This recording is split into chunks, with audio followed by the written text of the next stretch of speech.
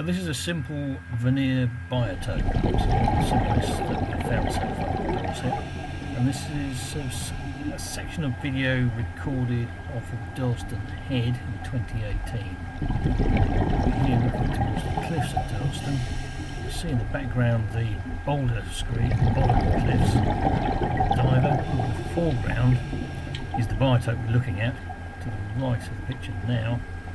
That is basically sand over a bedrock base. Now, a Veneer biotope is basically defined by a mobile layer of sediment over bedrock, and that mobile layer limits what can grow underneath. Here you see rock with seaweeds on, and some seaweeds are more prone to being scoured off or blanketed by a mobile layer of sand or other sediment than others.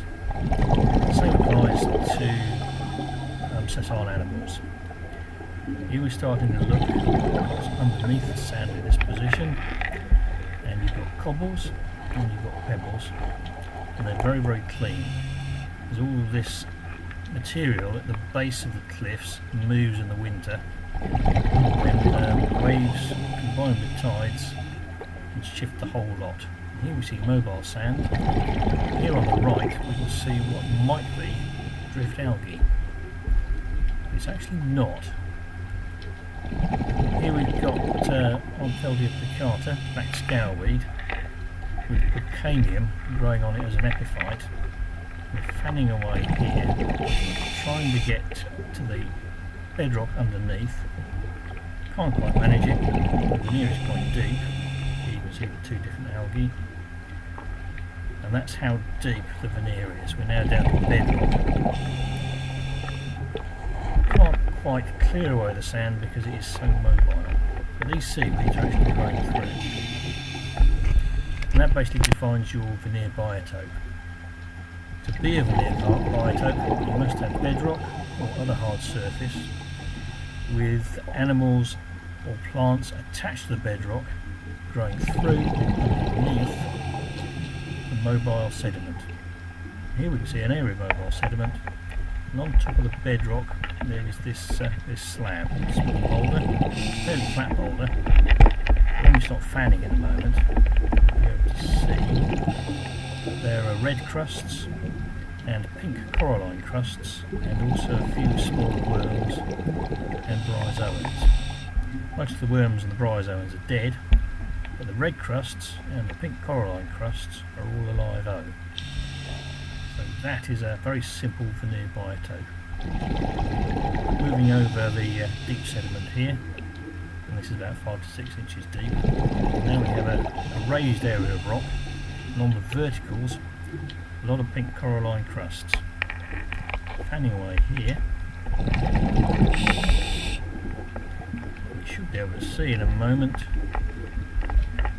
that pink coralline crusts present underneath a deep layer of sand. Also on the verticals where there's less sediment, but there's also scour, don't forget.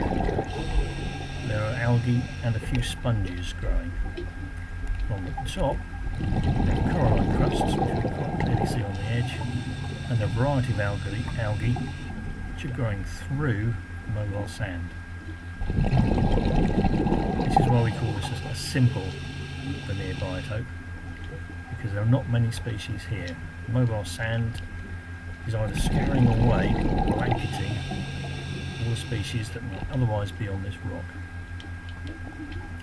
Now, blanketing is the other way a Veneer acts on the species which are attached to the rock.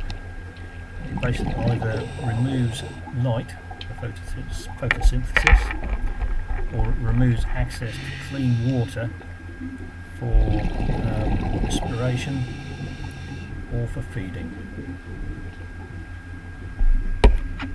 Coralline algae can tick over for quite a long time without light. They can just respire. They're actually quite good at storing photosynthate for energy for respiration, and they also can tick over at a very low level of activity whilst they're in the dark. more areas. And in the background you've got the rise of the Boulder Wall. This is an area very close to the main area, and here we see an area with mobile cobbles and gravel with a little bit of sand mixed in. And also underneath you still have areas of bedrock, just sort of right hand side there, with coralline algae. But as there is only one species of the coralline algae, and all this other material, even though it's large, it is mobile, so qualifies as sediment, not stony reef. I would not count this particular area as a sediment veneer. And here you can see scour at the base of this vertical. Everything is removed from the rock by the movement of these very cool sediments. I hope that makes sense as a very simple sediment veneer.